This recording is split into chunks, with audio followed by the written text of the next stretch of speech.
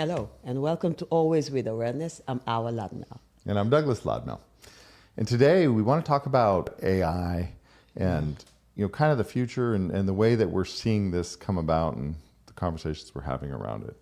So let me just frame it this way. Okay. AI is getting incredibly good, and we're still at the tip of the iceberg. Yes. So if you are living under a rock or up in a mountain in a cave or something and you don't know what's happened is that artificial intelligence has finally come of age, and it is now knocking at our doors. It is knocking at our doors hard. So I run a business, and I can already see the implications in my business. It's a knowledge business. As an attorney, it's knowledge that you're dealing in, and AI is getting incredibly good. It's certainly not yet good enough to replace the humans, but man, will it be soon. That's right. So 5 years at the most. That's right. So what does this mean for the humans as we start losing our jobs, as AI starts coming in and being able to do things better than us, not just as good, That's right. better. Yeah. So imagine an AI CPA that never misses a deduction, never misses a section of code, never misses something that could save you money, absolutely always catches it, because your CPA is relying on the data that you give them and their knowledge, and whether they took the continuing education and they caught the last revision in the code with the regulations that came out. Humans are fallible. That's right. AI will do a much better job at things like that. Yeah. It'll do a better job at all knowledge work, from lawyer, diagnosing. The medical profession is in for a massive restructuring with AI being able to diagnose better than doctors. It's already doing it for radiology. It's already doing it for x-rays. So AI reads x-rays at least as well or better than the humans. Yeah. Together, a human and an AI read better than either one alone. So for now. But the AI is getting better and better. So pretty soon you won't need the human part at all. Yeah. And so what does this mean for us? Like where are we going, and what's going to become valuable for humans that AI is not able to do? Well, at the same time, it's scary because you're going like, where are we going? When you think about losing jobs, you're like, wow, how are we going to live? But at the same time, there is something very inspiring because it's giving room for humanity to really think what's most important for us. It's going to make us prioritize. Yeah. And at the same time, I don't know what you think about it, but I like that humans start to think for themselves, because the thinking will be taken care of AI for the things that we need intellectually. Right. But we are not just an intellect. There is a different form here. We are spiritual beings having a life here that we need to design for ourselves. What does it look like? For me personally, I think people will really think what's important to me. Is it my intellect in that form? Then forget it. AI will be better. Right. My emotions, really, work needs to be done. My spirituality, which means the one thing we share. Right? So I think it's going to just bring us to this oneness that we all can talk about, but having a hard time seeing in the practical day-to-day what it looks like. Yeah, that makes sense. I mean, if you think about Maslow's hierarchy of needs, most people are familiar with this. The basic needs are for safety and security at the bottom of the pyramid. It's like a pyramid. And then you go up to meaning and belonging and at the top is self-actualization. They kind of made it as this almost like enlightenment. Yes. So what you're saying is that if the intellectual needs are basically going to be taken care of through AI, I'm not going to need to spend 4 hours today reading a IRS regulations because something changed, or attending a class, because AI literally has already done it for me, and I can just ask AI and AI is going to give me a very reliable answer. That's right. What do I spend those 4 hours doing today? Yeah. Well, I can tell you for me, I think that my job as an attorney will change in that I will have less research time needed. Yes. I will not need to spend as much time staying up and current on techniques and strategies and law, but that's not what I mainly do. Yeah. My real job is talking with people, is connecting with people. That's right. So I would say 90% of my days are working on the phone with my clients or in person, talking with them, strategizing, thinking through.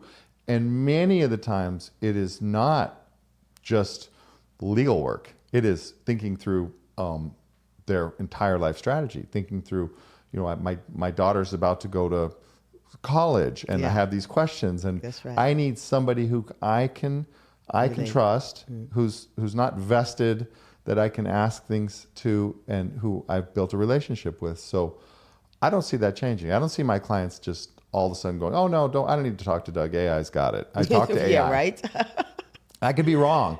Maybe AI gets that good to where all of a sudden it's like, yeah, I can just talk to AI. But I don't think so. I think we're still going to want each other. Each other's experience, each other's life. And I don't think AI is coming to replace that. It's not possible that human touch, that mirror of seeing somebody like you in the human form. And I don't think they want to replace that. No. They might not know where they're going with this, but I think it's their goal, right? But one thing for sure is like moving forward one step to go 2 steps backwards.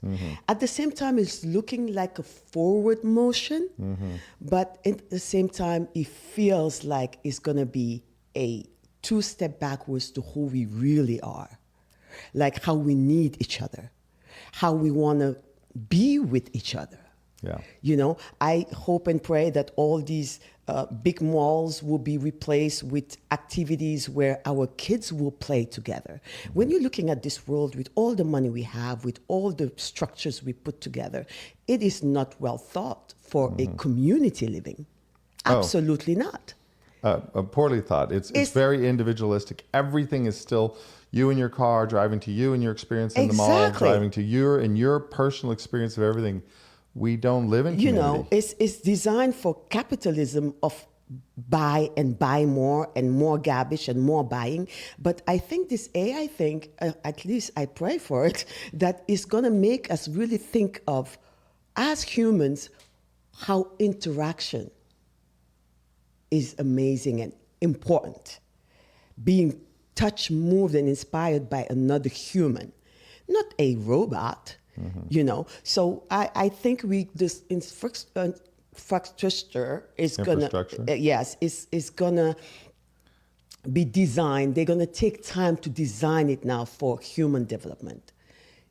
What we really need, how we gonna be better at growing together. These kids are not gonna be lonely anymore. Mental illness is going to be healed by detecting where is the problem, but mostly people will learn to trust each other. I think most of our problem is this gap that we have created for ourselves. Separation. And that separation can only live in the intellect. So once we figure how anybody can just Google and have the right answer, that gap is going to be close. Well, and we were listening to Ray Kurzweil. If you don't know who Ray Kurzweil is, he's a futurist who been working on AI for 50 years, predicted when what he calls the singularity is going to happen, which is basically the point at which AI becomes as smart as a human. That's right. And for him, it's 2029, and he predicted that number years and years ago. His colleagues, they did a Stanford study. They all agreed it was going to happen, but they thought it was 100 years away. They revisited that study. They all now have revised down to his number. So some of them are even sooner, like 2 years. Yeah. So everybody's now in agreement that he was right and that AI is going to be as smart as us. It doesn't make it us. It's not us. Yeah. But it's going to make things that we do redundant. So I will not need to spend hours and hours a year studying things that I need to process in my brain so that I can feed that advice back to clients in the same way. AI will be doing a lot of that work for me so that when I get a very complicated client question, I can just ask AI. I already do it. I already ask ChatGPT just to check, and I see it, and I'm constantly using it almost every day now. If nothing else, I want to see where it's at with respect to where I can gauge its progress. I want to be using it a lot because I want to see its improvement. Yeah. And it's improving daily. I mean, it's getting better. I'm asking questions and it's getting the answers. I would say 85% of the time it's getting a good answer, a usable answer. Pretty soon it's going to be 99.9, which is better than a human, right? That's right. Again, if we listen to Ray Kurzweil, he believes that this is going to be accessible to us without going to Google or our device. Like a chip in our heads? No, the nanobots. Yeah. Oh, okay. Nanobots that we will integrate into our brains. Yeah. And so we will not actually need to Google anything. We'll just have instant access to this knowledge. Yeah. So we are going to, in his mind, become symbiotic type AI entities. So if you think about it, you don't need to go to Harvard to get the knowledge. Yeah. You just can implant the Harvard times 1 million processing power straight to your brain. We are definitely going to need to figure out what it means to be human when we're all walking around with more intellect and more knowledge than anybody today possesses. Well, if it's all at once, it's just like having the phones, right? In the beginning, phones were very expensive. You had to be rich to have a phone. Yeah. Now, in the middle of the hole in Timbuktu, everybody has a phone. Everybody has a phone. Exactly. Everywhere in the world. I know. So if AI becomes like that, I'm all for it. Mm-hmm. Right? In the beginning, I'm sure it's few or it's going to be expensive, which I don't believe so because ChatGPT is reachable in every phone, right? But once done and out of the way, what are we going to do? Right. So what are we going to do? Right. So if we look at people who already have this level of time on their hands, so these are people that have no issues with making money. They don't need to make money to live because they either have it already somehow handled, whether they're a trust fund or whether they retired early and sold their company or whatever they did, right? Or maybe they just dialed their lifestyle down so low that they just don't need more than they already have through Social Security or whatever it is. Doesn't matter. However you get there, there are people living today that are not spending most of their time in an effort to gain resources to continue to live. So most people are spending most of their time, meaning they have to work in order to pay the rent, buy the food, etc. So most of the world is spending most of their energy on working to live, surviving, and a little bit of their energy on entertainment or rest, relaxation, and personal activities. Yes. Some of the world today already has virtually no need to spend any of their time working because they have enough. And so what do? We can see they either, well, they probably do a lot of things, but I'm going to just point out a couple of them. They either go heavily into the entertainment and self-gratification world, which usually leads them off the rails because they're just constantly looking for more and more self-gratification, or they go into the meaning phase of their lives. They're looking for meaning, and so they spend their time with their own personal development. Yeah, well, let's hope that there is more spending their times in that than the first one. Well, right? I think they're gonna marry, actually. Yeah. I think what's gonna happen, or I believe that this is a very good thing that would happen, is that the entertainment will be the personal development. Yeah. We're gonna start developing the games that we need, the entertainment that actually brings us up a level. And again, I've said this before, I think social media is fantastic for this. You look on social media, you can spend hours and hours looking at cats and dogs and whatever, unicorns, and just entertainment, just silly entertainment. You can spend hours and hours going down rabbit holes of conspiracy theories, or you can spend hours and hours listening to self-help, listening to people that are telling you, hey, if you want to get over depression, if you want to get over your anxiety, if you want to lose weight, if you want to better your physical health, it's all there. It's just up to you. the fact that it's all there is the good sign for me. It's telling me that there is a market for I want to be better. That's right. And when you see somebody who's better, you can be inspired by that. That's right. So the question to ask, would say, is, are you ready? Are you preparing yourself? I think it would take a preparation to get people ready for this AI life that is coming, right? It's like when computer was starting, most people said, not for me. I think if they had prepared us enough, inspire people enough, that they will start already designing their life, being inspired by it, and designing their life to meet technology. Right. But I don't see that being a focus for these people that are, and like maybe it's not for them, it's just like a doctor who's a surgeon, my doctor who did my foot. I'm like, after surgery, what do I do? What's the therapy that needs to be done? He's like, I'm just a doctor that fixed the inside. Yeah, I'm the inside body work. I'm not the outside. Exactly, I'm not the outside. What about the scar? And he's like, I don't know. Exactly. That's not me. Yeah, and I think that's the part that is scary, is not knowing how to prepare for a future like that. It is scary. It is scary. And it's scaring a lot of people right now because we know that these jobs are going away. There's no doubt about it. Yeah. This is not a question. As an employer and as an attorney who works with mostly employers, mostly people who run businesses, I can tell you, if an employer can eliminate a human, they will do it. Yeah. Because humans come with a lot more challenges than a system or a piece of software or technology. And so the ideal is to have a company that, is a Fortune 100 company that runs with 10 people. I mean, that's what everybody wants to get. That's why software companies are so valuable, is that they can run with fewer people than, a manufacturing company, which needs all these people. Although that's changed with robotics, right? So Tesla uses far fewer people to manufacture a car than GM did 50 years ago. It was all by hand, right? So everything is changing. So if you think that, oh no, the jobs will still be there, it's not true. The jobs will not be there. The question is, what will be there? Yeah. And I'm not even talking about how we're going to live. That's a whole nother discussion of how we're going to actually financially make it.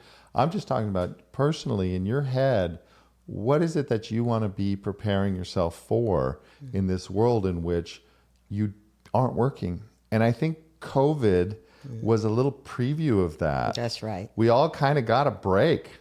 Like people got a break. And let me tell you, the appetite was massive for that time off. That's right. People did not want to go back to work. They went back to work under duress. They were not like raring to go to get back to work. They're like, if the money will keep coming, I'll be happily staying home. Yes. So that tells you that work is not something that people are seeing as the highest end of their life, their goal. That's right. Thank God.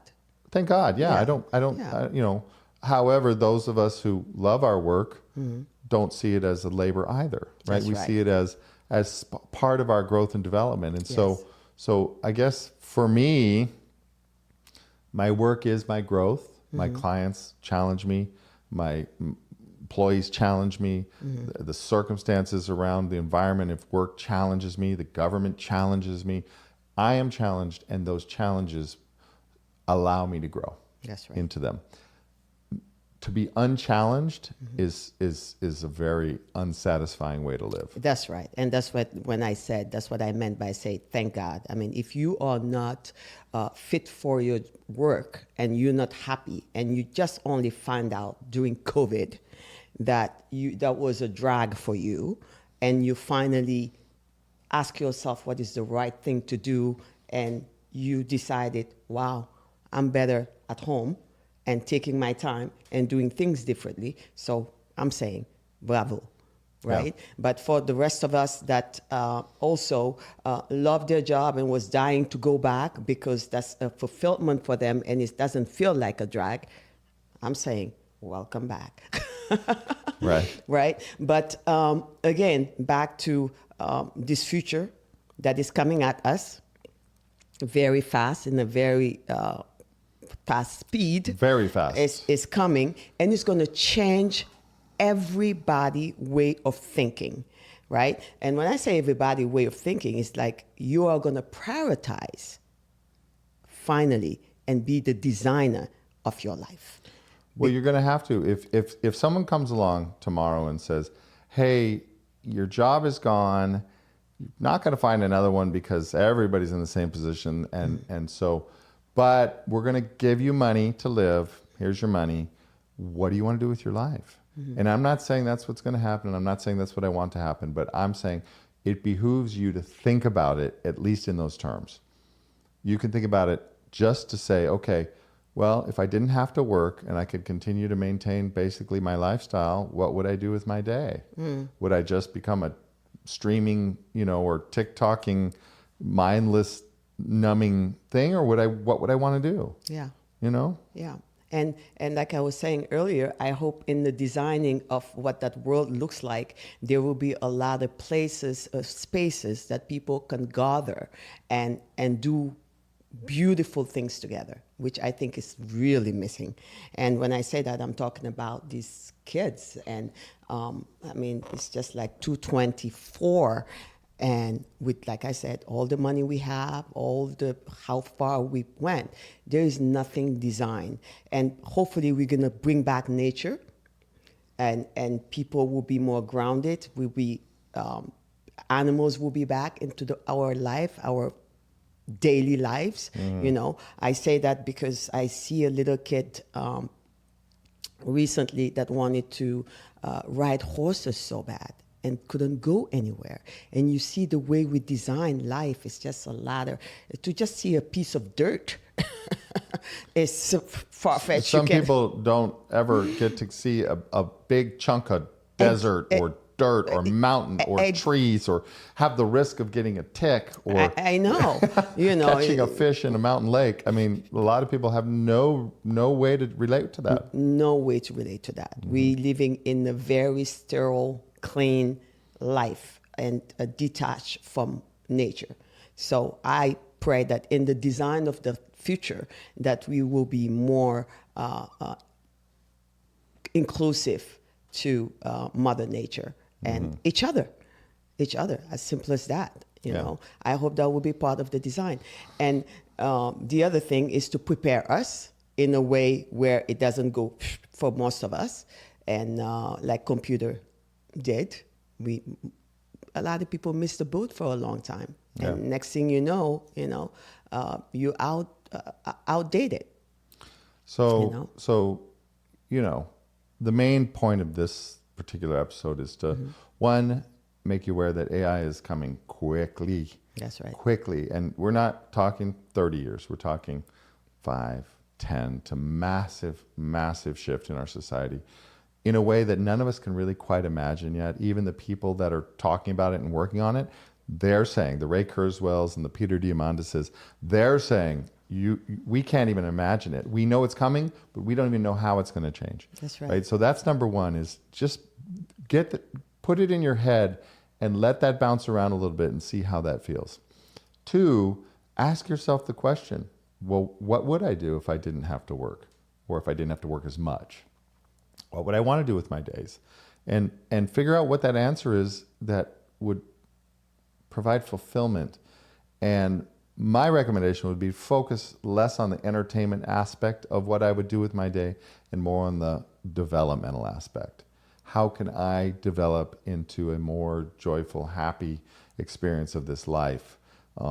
Which means we're going to have to kind of disconnect our identities from our jobs, from the things that we might have defined ourselves in the past, our intellects. A lot of us have identified around the fact that we spent so much time in our life developing this intellect that we can quote chapter and verse on something, whether it's an auto repair manual, the tax code, or the Bible, it doesn't matter. You value it, but that itself is going to have less value. We're going to be challenged to go, wow, who am I if I am not those things that I used to identify with? I don't have the answer to all these questions. I just know that the process that we're going through of paying attention to it and preparing ourselves mentally that it's coming has already been valuable to us. That's right. It's changed our life. Yeah. Like, we're making choices about how we want to live. where we want to live, how we want to organize our life, what we see as valuable, how we want to look at the future of our business, all of it. It's all being impacted right now. Yeah, we have to. We have to. And I mean, harder for the people that are like you out there working in the world, having a business. It's just like, wow. When I think about my kids, like tomorrow, they barely starting life, barely starting to have a job. I mean, you can't even think about not having a job anymore. Yeah. Right? But it's coming. You know, you just have to look at, like you mentioned earlier, COVID. Since COVID, there is no mingling anymore. Everything is online. If you find a man, you have to go with this group. It's just, for us, I mean, I have a hard time believing that that's where we at. Already. Right. We're already in a digital world where most people spend their time socializing from their home. That's right. On a device. I know. Yeah. I know. I mean, parties, they're not having parties where they're meeting anymore. There's just this humanness and contact is over. Everything is online. Now, if I even tell anybody, oh yeah, let me give you my daughter's number. It's like, do you have her Instagram? Yeah, like, I don't want her number. I don't need her number. I don't need your number either. Just Instagram is fine. You know, Instagram is fine. Yeah. But that's why I said we really have to prepare ourselves mentally, emotionally with what's coming, and really prepare who I will be and what would I do, like you said, with my days. Yeah. So think about that. Yeah. And comment to us. Tell us what you do. Yeah. I'd like to know. You know, we'd like to know what you see, because it's coming. Yeah. Coming quick. And if you're afraid, I think it's normal. You are just like most of us. Doesn't mean that we need to freak out. You know, like I said, it's not something we can stop. But I do personally believe that there is something amazing waiting for us to discover. I do too. I'm excited about this transformation. I'm not. I mean, there's trepidation. There's a little bit of, you know, like, wow, I hope, how is this going to affect me? As I think anybody who looks at this would have. But at the same time, I'm mostly just excited because I see the opportunities. And I know that more free time does equal the ability, like Maslow discovered, to focus on that self-realization, to focus on those higher levels of connection with each other and with ourselves and our own spirituality and our own connection to the infinite. I mean, that to me is the purpose of life, that connection to the infinite, to the divine. And so, you know, give me more time to do that, I'm okay with that. Yeah. Right? And give me more people to do that with, give me more relationship to do that with, I'm okay with that too. And if we all have more time and we all have more impetus to go that direction because we have less need to be at work, less need to study and become intellectual because we have access to these things, then I think that ultimately, as bumpy as the road might be, which I'm sure it will be, ultimately, though, I think it's a very good thing. I think so, too. Yeah. Now, there is also this idea that we could live up to 150 with all our cells rejuvenated and no more disease. How do you feel about that? Well, that also is coming from the Ray Kurzweils and the Peter Diamantises and the futurists who are looking at this and saying that technology, part of this, the singularity is that right now our life expectancy at the very bleeding edge of technology is improving by about 4 months per year. So every year you're gaining back 4 months of life. Kurzweil estimates that by 2040, that life expectancy will increase by 12 months for every year. Every year you get a year. Every year you get a year, which means now you've hit the point. And then after that, it'll actually start going backward. Every year you're going to get 2 years. What this means is that if you have nanobots that are integrated into your bloodstream, you have stem cell and you can regrow your organs. If you get pancreatic cancer, it doesn't kill you anymore. We just regrow it, go in there, nanobots take care of the cancer, fix what's happening. all these things, cognitive decline, Alzheimer's, all these things. Imagine if they were all pretty much fixed. Cancer gone. And now we really have this capacity to live these very long lives. We turn off the aging process. We turn off the trigger that signals our body's cells to age. And so now we are living 150, 200, 300 years. Some of the numbers that these guys have put out there are stunning, like 700 years, they think. Scary. Yeah, Wow. so I don't know the answer to how I feel about that, honestly. I do know that I watched my own parents have a number in their head of when they thought they would die, and they exceeded that number. And I know that that was not good for them because they had run out of health by the time they got to their number. They had not taken care of their health in such a way that they were going to need it. That's right. They had run out of friends because same thing. They had not developed or bothered with enough friends to last an extra 20 years. And That's so their right. friends all died off and they didn't have younger friends. Yeah. And they didn't have enough money. They also just kind of figured they would run out at the number they had. And both of their numbers were like in the 70s. Wow. Because for their generation, that was old. Yeah. My father lived to almost 90, my mother to 84. And really, I watched them struggle, particularly with the health. I mean, that was the Yeah. number one Yeah. thing. Yeah. They did not plan on living long enough, so they really kind of just disregarded their health. Say, I won't be around. And I heard my dad say it many, many times. The point of this story, the reason I'm bringing it up is you asked me how I feel about it. How I feel about it is that I'm going to plan to live to 150. If I don't make it, great, no problem. But if I make it, I don't want to run out of health, friends, or money. That's right. Or relationship. So we're planning together That's to right. live to those ages, to Yeah. live far beyond our existing expected lifespan. And if we don't make it, it just means we have extra health, extra friends, and extra money. That's right. Exactly. I think that's okay. Exactly. And and that's the point we're trying to make here is that where we are going, if you do not prepare yourself mentally, physically, and emotionally, and I emphasize in the emotionally because people do not tell you how you hating this world or the people in this world or the causes in this world, this justice that is not meeting you in this world can make you want to check out, even with all this technology being given to you. 100%. I'm telling you right now, if you hate so much and if you unsettle, this is the time to heal yourself. This is the time to heal emotionally, physically, today more than ever. Because if this technology is coming, where you're going to live up to 150 with no disease, no nothing, the only thing I think that could kill you is you really deciding to get out because you can't love your neighbor. I mean, and that is sad because we see that. You and I have seen that. For real. For real.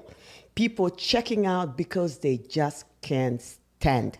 How many people do you know, Yeah. that when you talk about living past 100, their first reaction is, oh, not me. Not me. I don't want to Absolutely. do that. Exactly. Forget it. Yes. So they've already prepared themselves. Either their rationale is, I'm tired of this shitty place. Yeah. Like, I'm done. I know. I can't stand the politics anymore. I've watched somebody check out over politics. I know. Like, didn't even affect their life directly, but they were so wrapped up in it that they just couldn't stand what was happening to the point where they're like, I'm happy you're dead. That's right. And so that's not a way to live now. Yeah. You're not, well, I mean, that's suffering today. Exactly.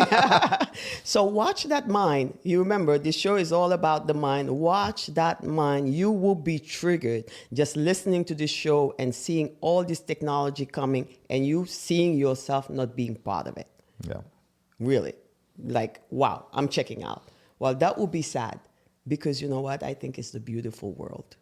And we need you. And we need you here, joyful, alive, and participating with all of us. Because remember, one of our fundamental tenets is we don't do this alone. We can't do it without everybody. It takes all of us to win or nobody wins. That's so right. we need you to be joyful, happy, engaged, alive, and participating in this growth that we're all in, this classroom of life, Yeah. so that we can do this together and resolve the mystery together, and whatever that holds for us. Exactly. So do your work. Do your work because it's coming. You sure inspire me today because it's so important to know that not only you doing it, but we doing it together. We have these talks all the time of what is your number, and more we pushing the number. Why? Because of the personal, emotional work that we do together. So if anybody failed to just tell you it takes preparation, we telling you it takes preparation. Yeah. Prepare yourself so that you can enjoy this new technology that is coming, that is taking the healthcare in a level that is right now we can't even imagine. No more cancer, no more low eyesight, hair is growing. I really do believe it's coming, but it needs for us to know and to prepare and to choose. So my wife is going to say, "This beautiful and sexy forever." Oh yeah. Absolutely, it's for you. I'm in. All right. Well, thank you for joining us. This was a great one. I appreciate this conversation. Comment, like, subscribe. Let us know how you feel about this. And we'll see you next time. And share.